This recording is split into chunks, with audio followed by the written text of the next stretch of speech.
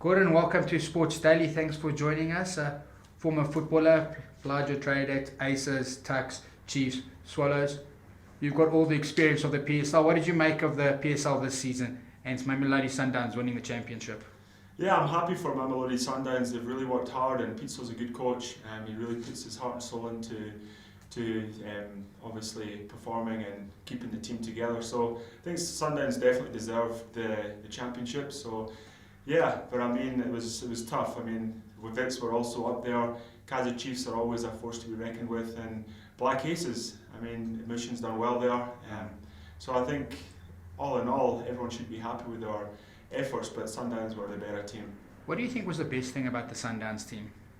I think their versatility, and they've got quality players. I mean, they've got from the back line all the way up to the front, everyone's pretty much on it, and they're all peaking at the right time, and they've got a lot of good players on the bench. So I think their hard work ethic and they were just very well organised, their tactics. It was always, everyone really enjoyed watching Sundowns this year. So yeah, they were really exciting. Which player in the Sundowns team stood out particularly for yourself? I think Tico, he did well.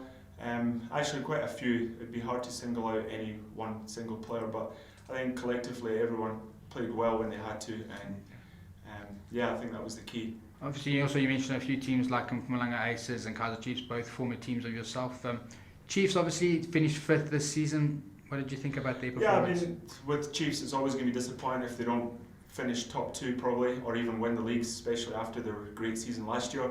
Being a big team as they are, I think they'll be disappointed. But I mean, it's tough out there. There's so many good players and good teams, and the infrastructure that's available to all these teams. There's no excuses for teams not to be at a high level. So I think, yeah, Chiefs will probably see this year as a failure, but I think they can keep their heads up high considering they won last year, and they'll probably be building for next year. Obviously, you understand the pressure that comes along with playing at Chiefs, and Coach Steve Campbell was his first season in charge. Do you think that had a bit of a role to play in their disappointing season? Yeah, I think it's hard to blame the coach. I think it comes down to the players on the given day, but I think Steve's really tried his very best. Whether he's out his depth or not, time will only tell, but I think for now the jury's still out, and I think he's got a chance to redeem himself next year. But providing they start off well, and hopefully they can keep it together, but they'll definitely be coming guns blazing with fire in their belly for next season. You mentioned Aces, almost a fairy tale story. What was the best thing about their season? I think Aces, they just gave it everything, nothing to lose, everything to gain. They've got a great support. It's actually a great team.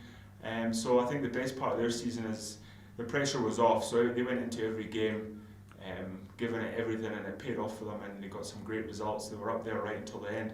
And I think just with a lot of new players that have come in, the new coach, Mission, he's brought in a few new faces as well. So I think a lot of excitement was around, and that definitely helped. So hopefully they can keep up with the good performances next year. A discussion about football in fairy tales. We can't go without talking about Leicester City, the English Premiership, the biggest league in the world. What did you make of that this season?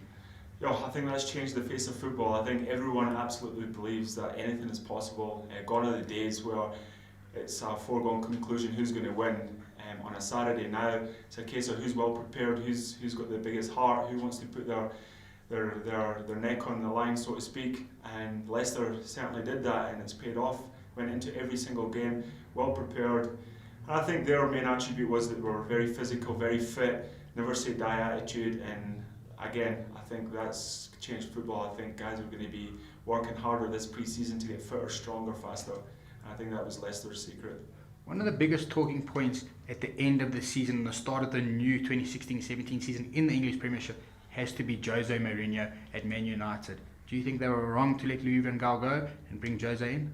No, I don't think they were wrong at all. I think Van Gaal had plenty time to make up for his downfalls, let's say. But yeah, Jose Mourinho is coming there with guns blazing.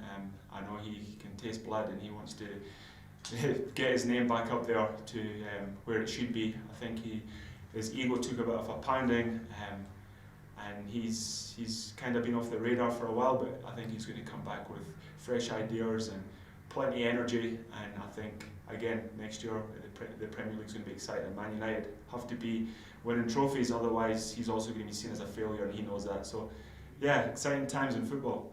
All right, quickly before we go, some quick fire questions talking about next season. Who do you pick for the ABSA Premiership?